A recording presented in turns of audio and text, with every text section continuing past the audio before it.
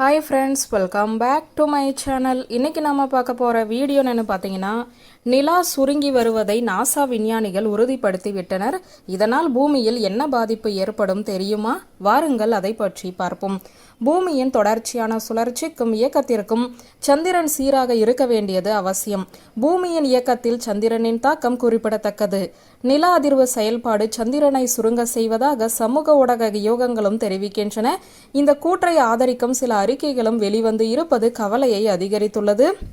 நூற்றுக்கணக்கான மில்லியன் ஆண்டுகளில் சந்திரனின் ஆரம் படிப்படியாக குறைந்து வருகிறது. சமீபத்திய மதிப்பீடுகள் அதன் மையப்பகுதி தோராயமாக 50 மீட்டர் சுருங்கிவிட்டதையுமே வெளிப்படுத்துகிறது. அப்பல்லோ பயணங்கள் மற்றும் நாசாவின் லூனார் ரெகனைஸ் ஆர்பிட்டர் ஆகியவற்றால் கைப்பற்றப்பட்ட த்ரஸ்ட் ஃபால் படங்களை ஆய்வு செய்வதிலிருந்து இந்த கண்டுபிடிப்பு தொடங்கியது. இது அப்பல்லோ காலநில அதிர்வு அளவிகளில் உள்ள குறைபாடுகளை வெளிப்படுத்துகிறது. சந்திரனின் கலவை குறித்து நாசா விஞ்ஞானிகள் ஒரு புதிரான கண்டுபிடிப்பை செய்துள்ளனர்.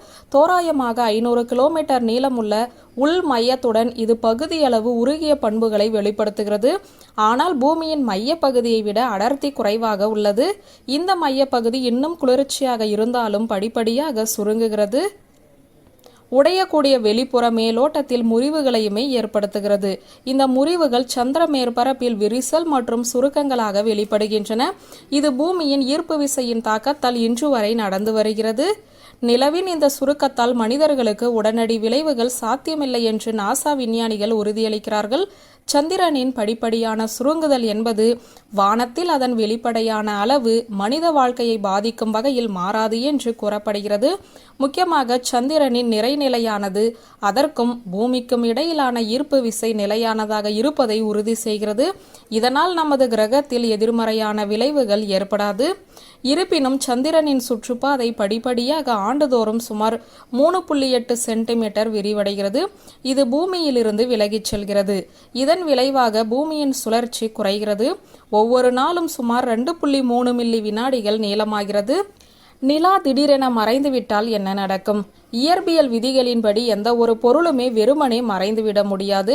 இருப்பினும் நமது கிரகத்தின் இயற்கையான செயற்கைக்கோளான நிலா ஒருவேளை உண்மையில் மறைந்துவிட்டால் அதனால் பூமியில் ஏற்படும் விளைவுகள் நம்ப முடியாத அளவு பயங்கரமாக இருக்கும். பூமி வேகமாக சுழலுமா? சந்திரன் மறைந்தால் பூமி வேகமாக சுழலத் தொடங்கும். இது பேரழிவு நிகழ்வுகளுக்கு வழிவகுக்கும் என ஒரு பொதுவான கட்டுக்கதை உள்ளது. எனினும் உண்மை அதுவல்ல. சந்திரனின் மறைவு கிரகத்தின் சுழற்சியின் வேகத்தில் கிட்டத்தட்ட எந்த தாக்கத்தையும் ஏற்படுத்தாது. சந்திர அலை சக்திகள் இல்லாததால் ஒரு சிறிய விளைவு இருக்கும் என வானியல் இயற்பியலாளர்கள் விளக்குகிறார்கள்.